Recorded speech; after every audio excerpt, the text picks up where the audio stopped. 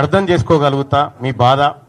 ఎందుకంటే మీ దగ్గర ఉండేటువంటి వ్యక్తులు సహజంగానే బానిసలుగా ఉండాలని మీ ఉద్దేశం కావచ్చు, అది సహజంగానే మీరు కోరుకుంటారు. కానీ తీన్మార్ మల్లన్న విషయంలో కోరుకోవడమే మీరు చేసిన పొరపాటు.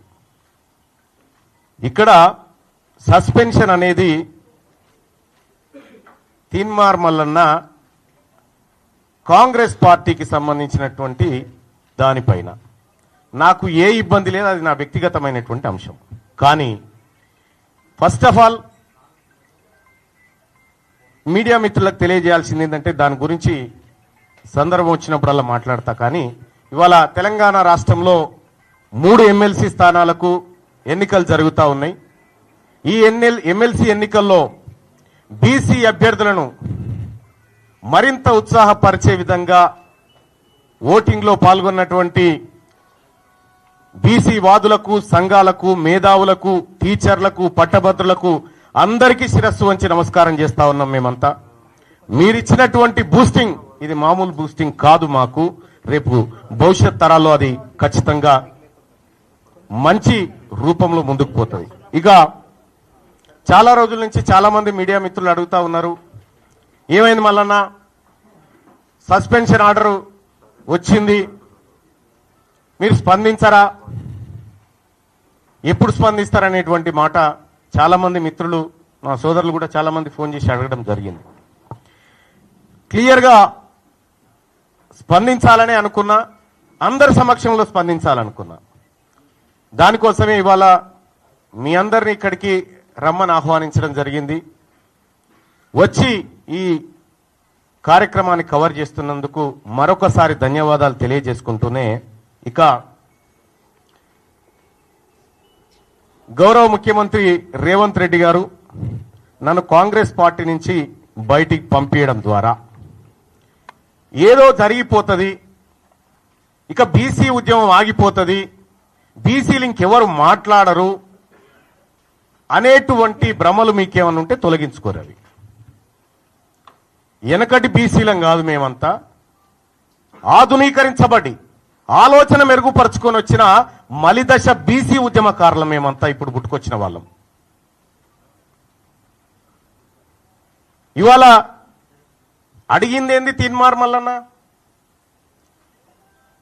తీన్మార్ మల్లన్న అడిగింది కులగణన తప్పు, మీరు ఈ ప్రభుత్వం చేసినటువంటి కులగణన చిత్తు కాగితంతో సమానం, ఇది ఎందుకు పనికిరాదు, ఇది బీసీలను ప్రజలను మోసం చేస్తున్నటువంటి నివేదిక అని చెప్పి తగలబెట్టడం జరిగింది. నిజంగా తగలబెట్టడమే తప్పైతే, బీసీల మంచిని కోరి బీసీలకు న్యాయం జరగాలని కోరి తగలబెట్టడం తప్పైతే ఆ తప్పును ఇంకా 1000 సార్లు చేస్తా. కానీ ఇవాళ మీరే చెప్పిరు, భారతదేశానికి ఆదర్శవంతమైనటువంటి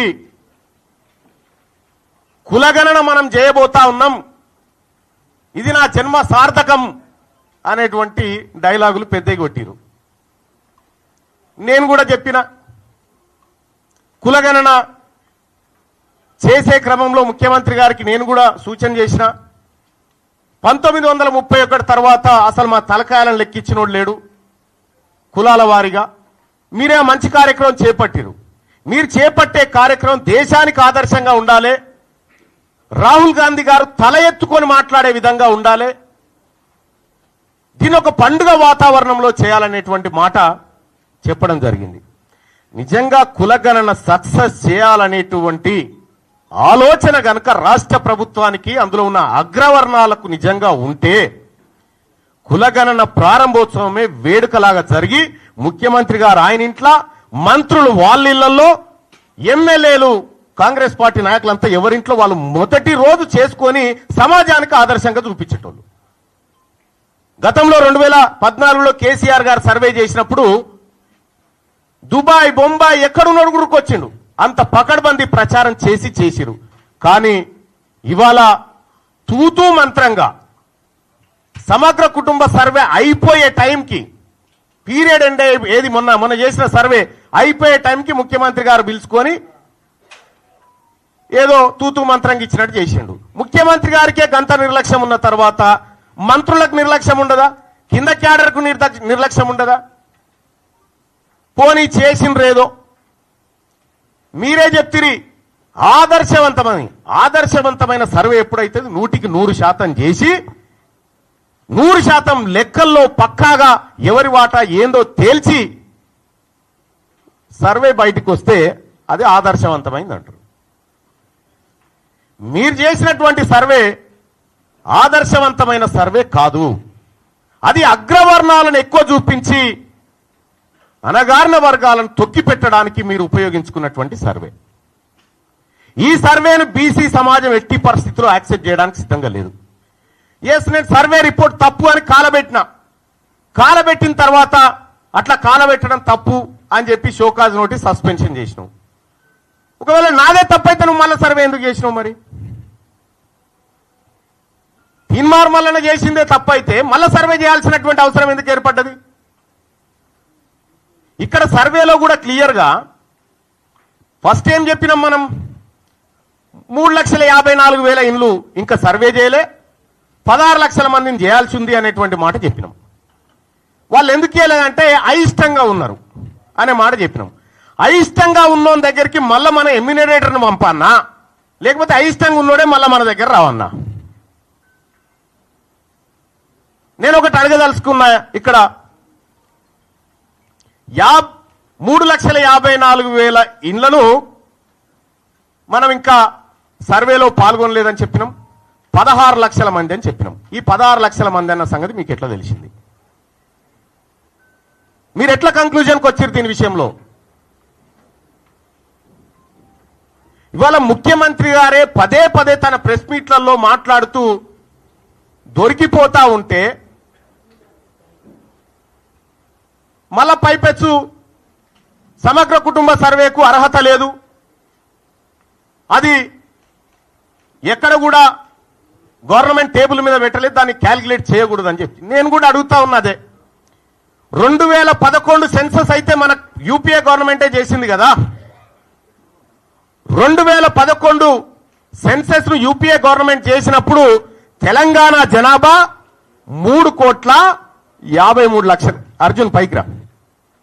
3,50,00,000 చిల్లర అని మనం చెప్పినాం. ఆ రోజు 83 లక్షల ఇండ్లు ఉన్నాయని చెప్పినాం. ఇలా ముఖ్యమంత్రి గారు చెప్పినటువంటి లెక్క 1,15,00,000 ఇండ్లు ఉన్నాయని చెప్పారు.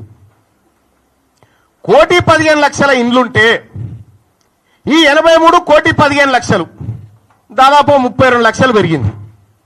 32 లక్షల మంది ఇండ్ల కొత్త ఇండ్లు వస్తే అందులోకి ఒక్కడా నిలడా? మరి 32 లక్షల ఇండ్లలోంచి ఒక్కొక్క మనిషిని లెక్క పెట్టినా కూడా తెలంగాణ జనాభా 3,90,00,000 కావాలి. కానీ ఎందుకు కాలే? ఇలా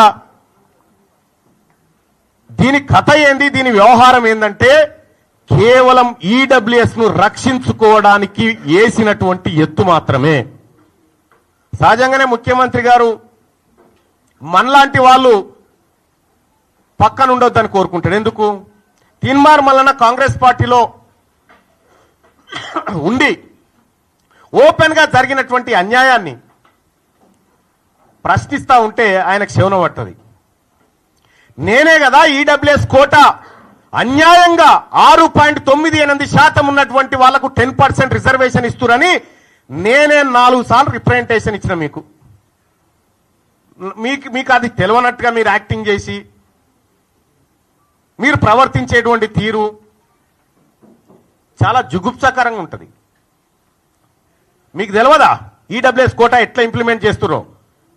ఇలా 160% ఉన్నటువంటి బీసీలకు 27% రిజర్వేషన్, 10% లేనటువంటి అగ్రవర్ణాలకు 10% రిజర్వేషన్ ఇస్తే ఈ అన్యాయాన్ని ప్రశ్నించడం బీసీగా, బీసీల రక్తం పంచుకొని పెట్టిన బిడ్డగా నా హక్కు, అది నేను మాట్లాడతా.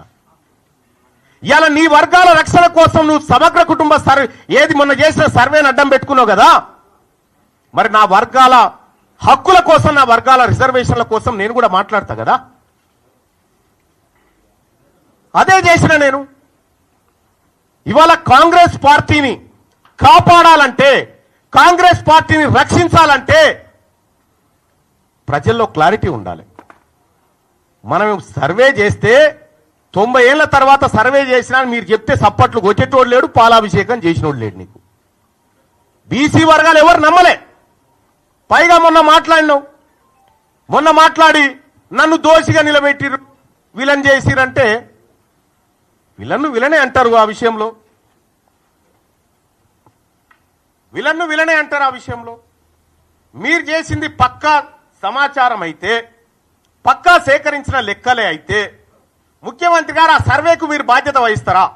నాది బాధ్యత, దీని మీద డిబేట్కు నేను రెడీ అంటే ఎక్కడికి రావనో చెప్పు, నేను ఒక్కరిని వస్తా, నీ సర్వే తప్పని నిరూపిస్తా. నేను కూడా సూచనే చేసిన మీకు ఆ రోజు, సరిదిద్దుకునే అవకాశం ఉంది, ప్రయత్నం చేయండి, తప్పు కాదనేటువంటి మాట చెప్పిన. మీరు ఒక తప్పు చేసి ఆ తప్పును కప్పిపుచ్చుకోవడానికి మళ్ళీ తప్పు చేసి, ఆ తప్పును కప్పిపుచ్చుకోవడానికి మళ్ళీ తప్పు చేసి, ఇవాళ సమగ్ర కుటుంబ సర్వే ద్వారా, కుల సర్వే ద్వారా ఓసీల పాపులేషన్ పెరుగుతుంది. 2011లో మనమే చేసినాం కదా సెన్సస్. ఆ రోజు తెలంగాణ రాష్ట్రంలో ముస్లింల జనాభా, మొత్తం ముస్లింల జనాభా 44 లక్షలు ఉంటుంది. ఈరోజు అదే 44 లక్షలు ఉంటుంది. ఇది ఎట్లా సాధ్యం? ముస్లింలు ఎవరు పిల్లల్ని కానలేదా? మధ్యలో సమగ్ర కుటుంబ సర్వే వదిలేద్దాం, కేసీఆర్ చేసింది. మన సర్వేలే కంపేర్ చేస్తేనే ఇక్కడ పొంతం లేదు కదా. మరి అటువంటి అప్పుడు ముఖ్యమంత్రి గారు, మీరు బాధ్యతాయుతమైనటువంటి పదవిలో ఉన్నారు. ఈ బీసీలకు న్యాయం జరిగే విషయంలో ఏమైనా పొరపాట్లు జరిగితే మళ్ళీ సరిదిద్దుకోండి అని చెప్పి సూచన చేస్తా ఉన్నాము. మళ్ళీ సరిదిద్దుకుంటే తప్పేమీ కాదు. ఇవాళ తీన్మార్ మల్లన్న సర్వేను వ్యతిరేకించిందంటే నేను ఒకే ఒక్క కారణం అని చేరేటప్పుడు కూడా చెప్పినా, మా తలలను లెక్క పెడతా అంటుండు, క్యాస్ట్ సెన్సస్ చేస్తా ఉంటుండు, మాకు 42% రిజర్వేషన్ ఇస్తా అంటుండు రాహుల్ గాంధీ గారు అని చేరినాం. ఆయన ఆలోచన మేరకు, రేవంత్ రెడ్డి గారు పిలుపు మేరకు కాదు కదా నేను చేరింది, ఆయన ఆలోచన మేరకు చేరినాం. అదే నాయకుడు రాహుల్ గాంధీ గారు పార్లమెంట్ లో ఉన్న మాట్లాడుకుంటూ, ఓ బీసీ నాయకులారా, బీసీ ఎంపీలారా, మీకు అన్యాయం జరుగుతుంటే మీరు మాట్లాడరా అని చెప్పిండు. మరి ఆయన చెప్పిందే నేను చేస్తా ఉన్నా. చేస్తున్నటువంటి సందర్భంలో బీసీ ఉద్యమం బలపడతా ఉంది, బీసీలందరిని ఐక్యం చేస్తా ఉన్నారు, దీన్ని ఎట్లయినా అణచివేయాలనేటువంటి ఒక కార్యక్రమం చేస్తా ఉన్నారు. ఈ చరిత్ర ఇటువంటి ఓళ్ళని కొన్ని వందల మందిని చూసింది ఈ గడ్డ, ఈ నేల. అందరం ఎంతకాలం భూమి మీద బతకడానికి రాలే. ఇవాళ మనం ఒక పని చేస్తే తరతరాలు గుర్తుండాలి. గా బీపీ మండల్ గారు చేసిన పని, గా జయశంకర్ సార్ చేసిన పని, వాళ్ళు చేసిన పని తరతరాలు గుర్తుంటది. ఇప్పుడు మీరు పని చేస్తే మీ మంత్రులకే మీ పేరు యాదకొస్తలేదా? అందుకోసమే ముఖ్యమంత్రి గారు ఇది మిమ్మల్ని పరిపాలన చేయమని అప్పగించినటువంటి సందర్భంలో మీరు తీసుకున్న నిర్ణయం తప్పని చెప్పిన. తీన్మార్ మల్లన్న తగలబెట్టింది కులగణన సర్వే రిపోర్టు తగలబెట్టిన నేను. ఇలా తీన్మార్ మల్లన్న ఏం చేసిండో 2018లో 2011లో రాహుల్ గాంధీ గారు కూడా అదే చేశాడు. Manmohan Singh government, UPA 2 government తీసుకొచ్చిన ఆర్డినెన్స్ చింపి చెత్తబుట్టలో బారేసిండు. ఇలా నేను చేసింది గదే. మన నాయకుడు రాహుల్ గాంధీ గారేమో మీరు నోరు విప్పండి మీకు అన్యాయం జరుగుతుంది అంటాడు. ఇక్కడనే మీరు నోరు ఇస్తా ఉన్నారు బీసీలై. ఇవాళ బీసీ నాయకులు మాట్లాడితే కోమటిరెడ్డి వెంకటరెడ్డి కోన్యాయం, రాజగోపాల్ రెడ్డి కోన్యాయం, వాళ్ళైతే చిన్నగానే తిట్టిరా నిన్ను. నేను మిమ్మల్ని అన్నది కూడా లేదు. మళ్ళా మీరు చేసిన కార్యక్రమాన్ని వ్యతిరేకించిన, ప్రభుత్వ నిర్ణయాన్ని వ్యతిరేకించిన, కుద్దు రాజగోపాల్ రెడ్డి గారు అనే నువ్వు బ్లాక్ మెయిలర్ అని చెప్పి, వెంకటరెడ్డి గారు 50 కోట్లు పెట్టి తెచ్చుకున్నావని తిట్టే. అంటే అంతర్గత ప్రజాస్వామ్యం అనేది కాంగ్రెస్ పార్టీలో అగ్రవర్ణాలకు ఉంటుంది కానీ అణగారిన వర్గాలకు ఉండదా? ఇవాళ మీరు ఏం చేయదలుచుకున్నారు కాంగ్రెస్ పార్టీని? ఈ కాన్స్టిట్యూషన్ ఏం చెప్తా ఉంది? Constitution of all India Congress party constitution ఏం చెప్తా ఉంది? కనీసం ఎవరన్నా బుర్రులోడు ఉన్నాడా? ఇది చదువుకున్నాడా ఎవరన్నా? ఇందులో ప్రభుత్వ నిర్ణయాన్ని వ్యతిరేకిస్తే పార్టీ నిర్ణయాన్ని ధిక్కరించినట్టు అని ఎక్కడ ఉందా చూపెట్టురి. మీ ఇంటెన్షన్ ఏంటంటే బీసీ ఉద్యమాన్ని లేవకుండా చేయాలనేటువంటి మీ ఇంటెన్షన్ ఏదైతే ఉందో మీరు ఆ భ్రమలలోనే ఉండురి. ఇవాళ బీసీలంతా చైతన్యవంతమై మేము ముందుకు పోతా ఉన్నాం. అలాగే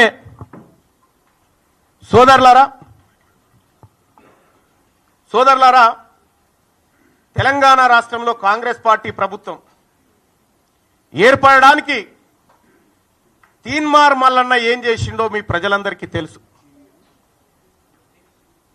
కేసీఆర్ గారితోటి అప్పటి ప్రభుత్వంతో ఒక్కడినై పోరాడుతుంటే మీరంతా ఆడున్నారా?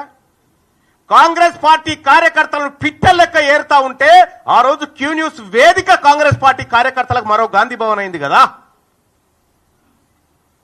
మీరు ఆడమన్నారు, అప్పుడు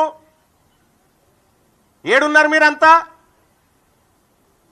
ఇవాళ తీన్మార్ మల్లన్న రెక్కల కష్టంతో నా ఒక్కందే కాదు, ఇంకా ఇగో ఇక్కడ కూర్చున్నారు రఘు, ఇంట్లో చాలా మంది జర్నలిస్టు మిత్రులు అలాగే మేధావి వర్గాలన్నీ కష్టపడితే ఇలా కాంగ్రెస్ పార్టీ అధికారంలోకి వచ్చింది. కాంగ్రెస్ పార్టీని ఏ ఒక్కరు అధికారం తేలే, అందులో నా పాత్ర కూడా ఉంది. నేను 45 నియోజకవర్గాల్లో తిరిగి క్యాంపెయిన్ చేస్తే 42 నియోజకవర్గాల్లో కాంగ్రెస్ పార్టీ గెలిచింది.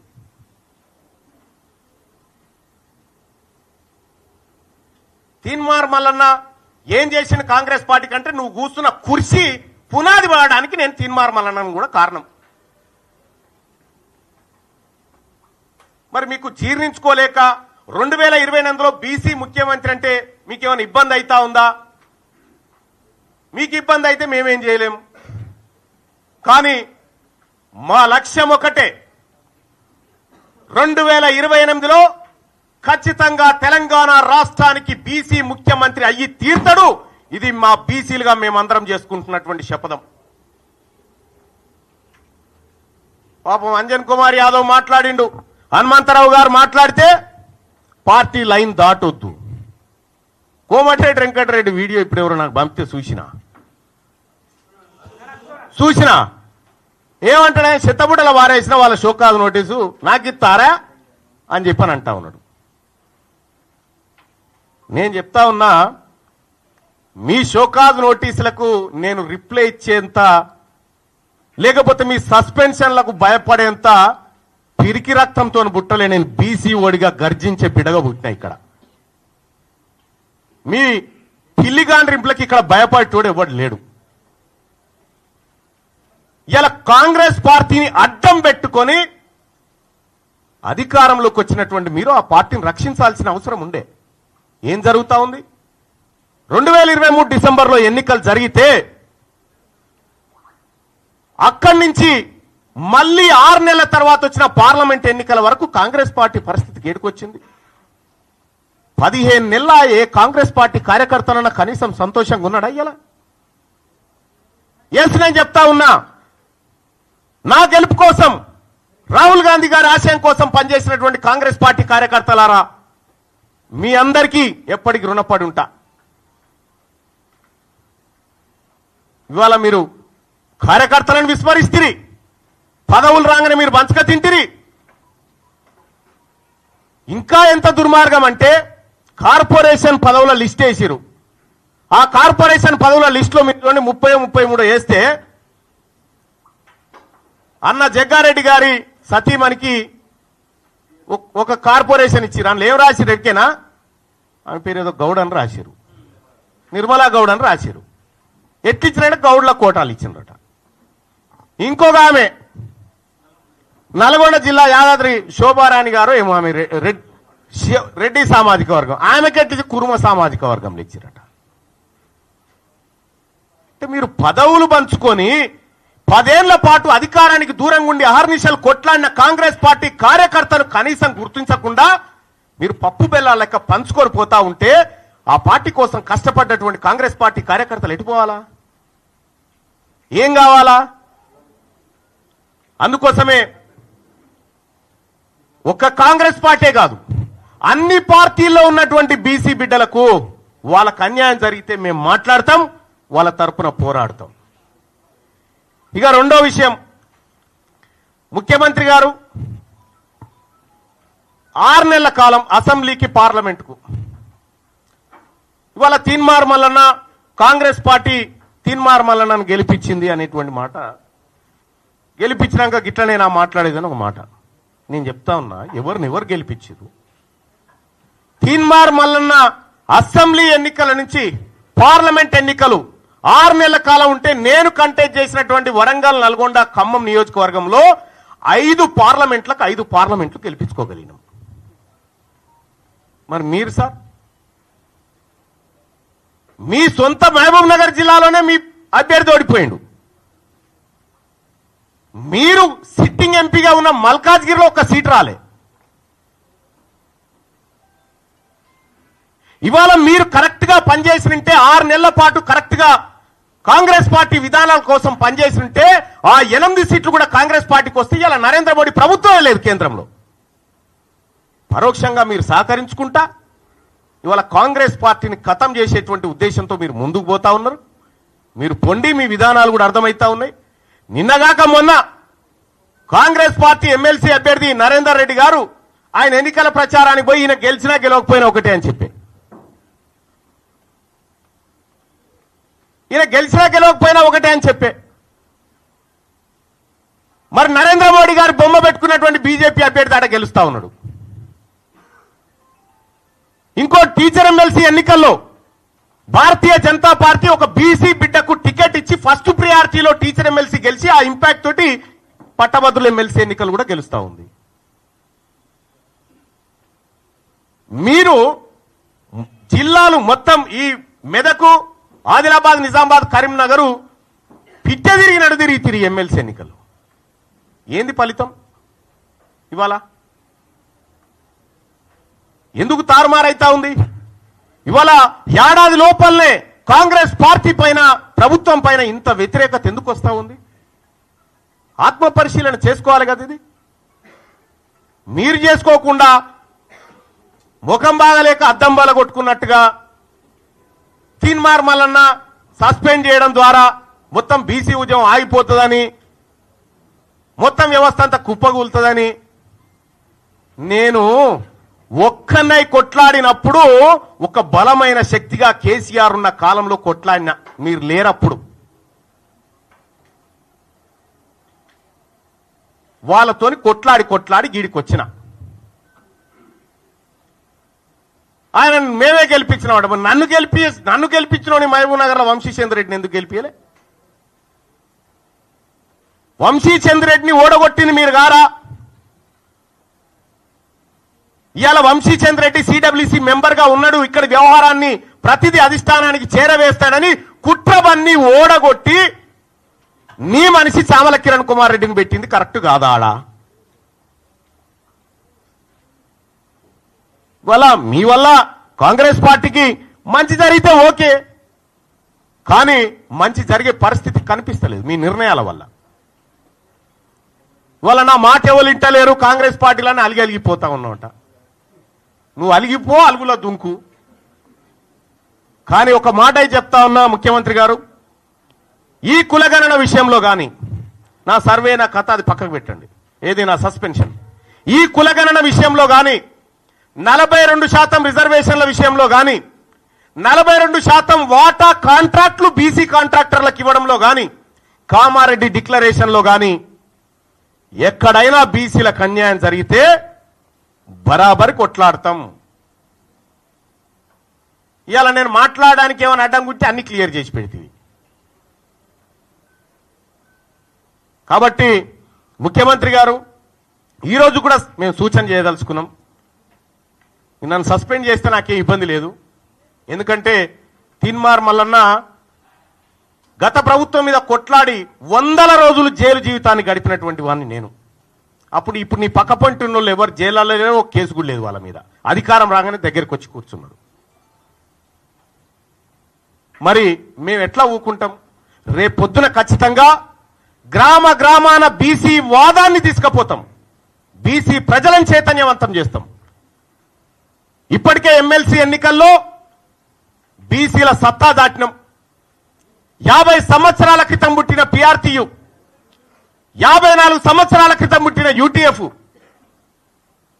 నెల రోజుల కింద పుట్టిన బీసీ వాదం ఇలా 5200 ఓట్లు సంపాదించడం, 0 to 5200 ఓట్లు సంపాదించడం అంటే ఇది బీసీలలో వచ్చినటువంటి చైతన్యం.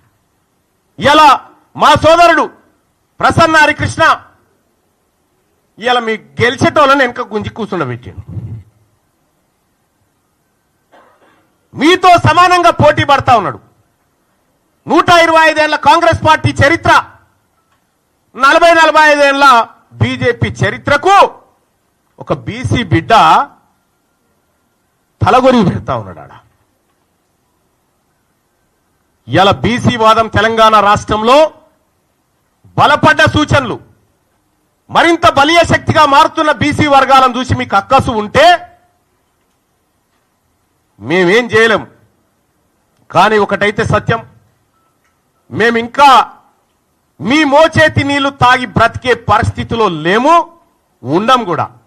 రేపటి నుంచి బీసీలకు దక్కిన వాటా ఎంత, దక్కుతున్నదెంత, మా భూములు ఎన్నిపోతా ఉన్నాయి, మాకిచ్చిన సంపద ఎంత, మా ఉద్యోగాలెంత, మీ ఈడబ్ల్యూఎస్ కోటా ద్వారా 25,000 ఉద్యోగాలు దొంగతనంగా ఎత్తుకపోయిన లెక్కలు ప్రతిదీ బయట పెడతాం, మా ప్రజల్ని చైతన్యవంతం చేస్తాం.